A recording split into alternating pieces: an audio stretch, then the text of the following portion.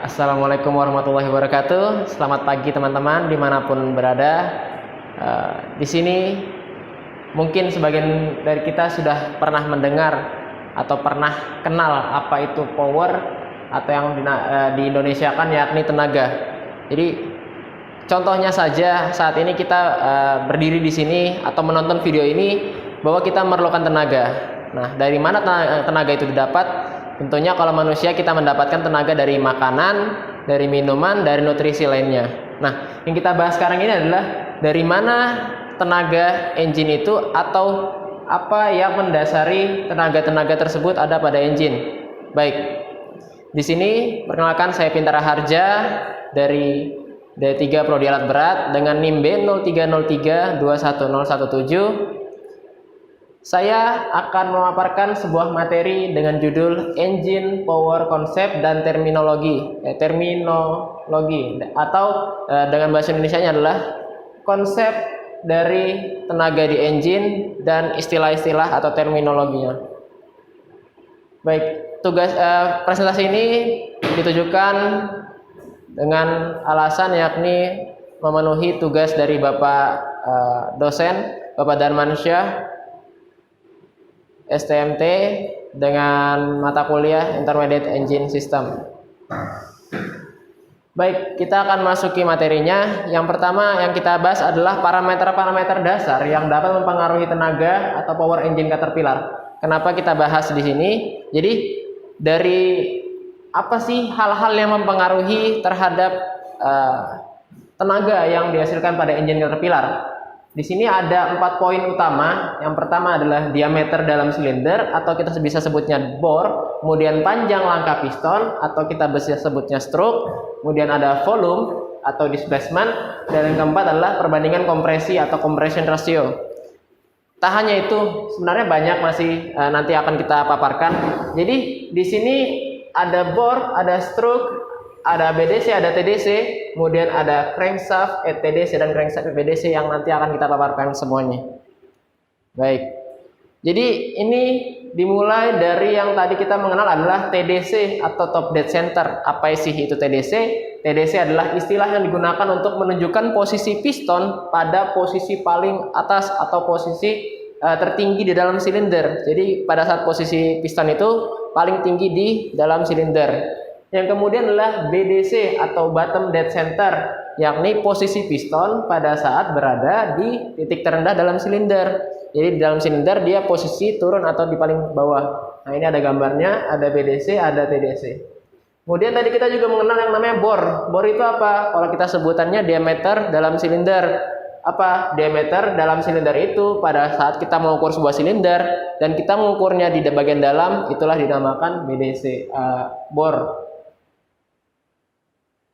Selanjutnya kita akan mengenal yang dinamakan stroke. Apa sih itu stroke? Jadi salah satu parameter-parameter yang mempengaruhi power atau tenaga engine yakni stroke. Stroke itu adalah panjang langkah piston. Jadi pada saat piston dari BDC ke TDC itu diukur panjangnya langkah pistonnya. Jadi itulah stroke. Nah, stroke itu ditentukan oleh desain dari crankshaft tersendiri. Selanjutnya adalah yang dinamakan piston displacement. Apa itu piston displacement? Piston displacement adalah volume silinder dari BDC ke TDC. Jadi volumenya, bagaimana cara menghitung volume? Jika kita mengetahui volume tabung, maka sama halnya dengan volume dari silinder. Jadi luas permukaan dikali tinggi. Sedangkan kalau di sini luas permukaannya yakni tadi bore area atau diameter bornya dengan mengetahui luas dari lingkaran, kemudian stroke-nya adalah yang tadi kita mengetahui stroke atau langkahnya. Nah, displacement di sini dengan rumus Pi R kuadrat ini sebagai luas permukaan dikali S atau displacement itu bore area dikali stroke. Yang kemudian berikutnya adalah clearance volume. Nah, apa sih itu clearance volume? Clearance volume di sini yakni merupakan volume dari ruang bakar pada saat piston berada pada TDC. Jadi pada saat piston di TDC masih terdapat ruang volume atau yang kita sebutnya clearance volume. Jadi itu volume setelah dia nyampai TDC itu pistonnya. Nah, parameter-parameter berikutnya yakni ada dinamakan perbandingan rasio atau tadi kita di poin yang keempat. Perbandingan rasio ini atau compression ratio yakni uh, perbandingan antara piston displacement dan clearance volume. Nah, piston displacement tadi kita mengetahui dari luas dan panjang stroke, luas permukaan dan panjang stroke-nya, kita dapatnya piston displacement dan clearance volume, yakni volume pada saat dia di TDC. Nah, sekitar berapa? Berkisar antara 13:1 dan 24:1. Itu adalah perbandingan atau compression ratio-nya. Kemudian ada juga torsi atau torque. Apa itu sih torsi? Torsi adalah pada saat gaya itu terjadi, dia akan mendorong, menyebabkan piston itu ke bawah menuju ke BDC. Gerakan ke bawah itu menekan connecting rod. Jadi ada piston, ada connecting rod yang akan terhubung oleh crankshaft. Nah, pada saat dia ke bawah dan crankshaftnya itu berputar juga, gaya ke bawah dari piston dikalikan dengan jarak dari titik sumbu rod journal ke titik sumbu main journal. Jadi pada crankshaft terdapat namanya rod journal dan main journal. Nah, titik sumbunya antara rod journal dan main journal itu dihitung, kemudian dikalikan dengan gaya tekanan ke bawah oleh piston tersebut dengan melalui connecting rod. Nah, itulah disebutnya torsi, gerakan berputar tuh. Kemudian yang kita ketahui, yang bisa kita ketahui selanjutnya adalah engine displacement. Apa itu engine displacement? Tadi kita sudah mengetahui namanya piston displacement. Itu adalah volumenya. Kemudian yang ini adalah engine displacement. Bagaimana cara menghitungnya atau mengetahuinya? Dengan cara menghitung piston displacement dikalikan dengan jumlah silinder. Misalnya jumlah silindernya pada engine tersebut ada 4, maka piston displacementnya dikali 4. Kemudian misalnya ada 12 dikali 12, itu dan seterusnya. Kemudian kita mengetahui adalah kerja atau usaha.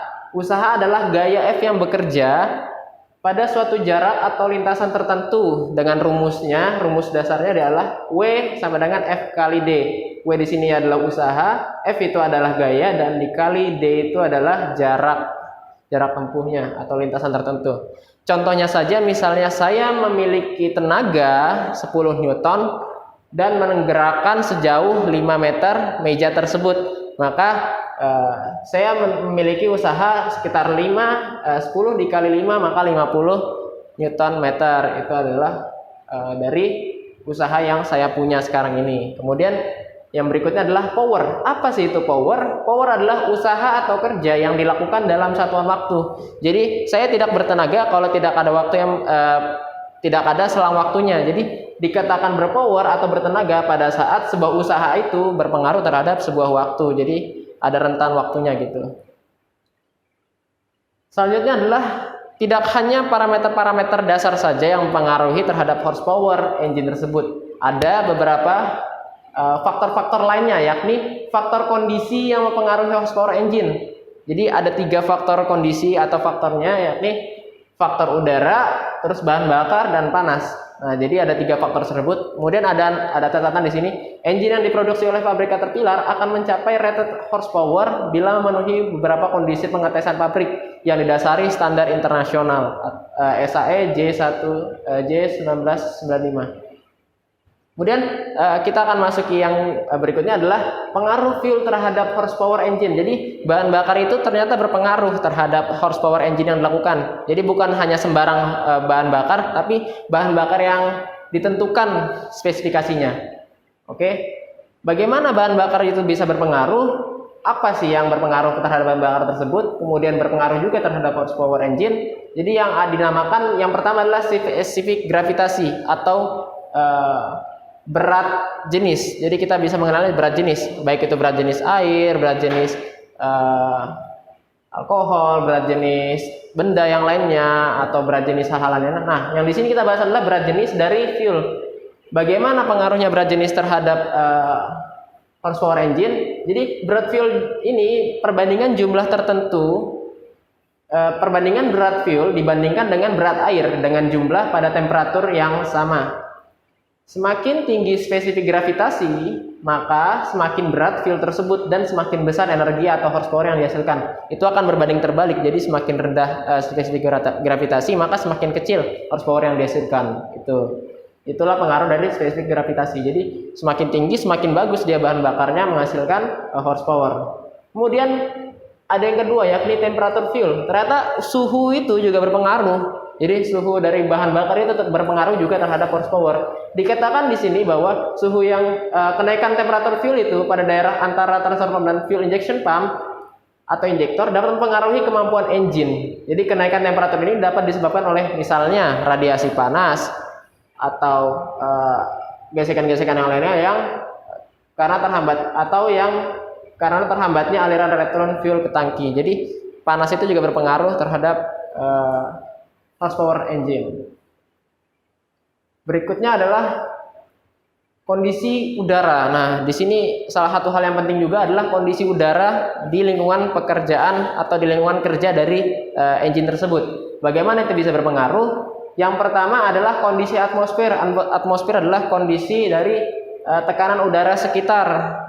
Bagaimana mengetahuinya? Jadi tekanan atmosfer ini bergantung pada posisi terhadap permukaan air laut. Jadi kalau permukaan air laut itu baik di atas permukaan air laut ataupun di bawah permukaan air laut. Jadi semakin besar tekanan udara di sekitar, maka jumlah udara yang dapat masuk ke dalam silinder juga semakin banyak dan semakin sempurna pembakaran yang terjadi. Itu pun sebaliknya, semakin kecil tekanan udara di sekitar, maka jumlah udara yang dapat masuk ke dalam silinder juga akan semakin sedikit dan tidak akan sempurna pembakaran yang terjadi. Bagaimana semakin besar dan semakin kecil? Apabila unit tersebut bergerak atau beroperasi di atas permukaan air laut dan semakin tinggi, maka itu tekanan udaranya akan semakin kecil. Jadi pembakarannya akan kurang sempurna. Nah, sedangkan jika mendekati atau di bawah permukaan air laut itu semakin besar tekanannya. Itu seperti itu. Kemudian ada juga tadi kan ada fuel temperatur, sedangkan yang ini adalah air inlet temperatur. Bagaimana efek dari air inlet temperatur atau tekanan udara masuknya? Jadi di sini dikatakan bahwa pengukurannya dilakukan pada inlet manifold. Jadi inlet manifold adalah saluran masuk udara. Jadi semakin tinggi temperatur udara mengakibatkan maka semakin sedikit molekul-molekul udaranya. Jadi kurang maksimal oksigen yang masuk atau udara yang masuk ke dalam ruang bakar. Itu pun berbanding terbalik. Jika semakin dingin, maka semakin padat molekul-molekulnya dan semakin banyak yang masuk ke ruang bakar. Sedangkan di sini diberitahukan bahwa kenaikan 1 derajat Fahrenheit pada air inlet mengakibatkan naiknya excess temperatur 3 derajat. Jadi semakin panas, maka semakin panas inlet, semakin panas juga exhaustnya gitu. Kemudian yang berikutnya adalah terminologi atau istilah-istilah pada tenaga atau horsepower yang dihasilkan engine. Nah, di sini ada beberapa macam istilah. Yang pertama adalah indicated horsepower atau IHP, yakni total horsepower yang dihasilkan engine berdasarkan perhitungan atau teoritis, ditentukan oleh brakeman efektif dan displacement. Yang kedua adalah friction horsepower atau FHP, yakni horsepower yang dibutuhkan oleh engine untuk melawan gesekan antara ring piston dan liner, shaft dan bearing, roda gigi, dan komponen bergerak lainnya yang berada di dalam engine tersebut. Selanjutnya adalah flywheel horsepower, kemudian berikutnya brake horsepower atau BHP. BHP adalah horsepower yang dihasilkan engine yang diperoleh saat melakukan pengukuran pada dynamometer tanpa ada parasitic load yang terpasang. Atau pengukurannya BHP adalah IHP dikurang FHP. Kemudian yang keempat adalah flywheel horsepower atau horsepower bersih yang dihasilkan oleh engine setelah dikurangi beban aksesoris seperti alternator, kompresor dan lain-lain. Jadi tanpa ada beban-beban yang lainnya. Jadi full dari flywheel aja. Selanjutnya adalah istilah-istilah dari beberapa macam hal tersebut. Hal ini yang pertama adalah brake mean effective pressure atau BMEP. Adalah nilai tekanan rata-rata yang terjadi di dalam silinder selama langkah power untuk menghasilkan brake horsepower di flywheel. Yang kedua adalah efisiensi engine, yakni merupakan istilah yang dipergunakan pada engine untuk menunjukkan persentase power aktual jika dibandingkan terhadap power secara teoritis. Yang ketiga adalah efisiensi volumetrik. Apa sih itu?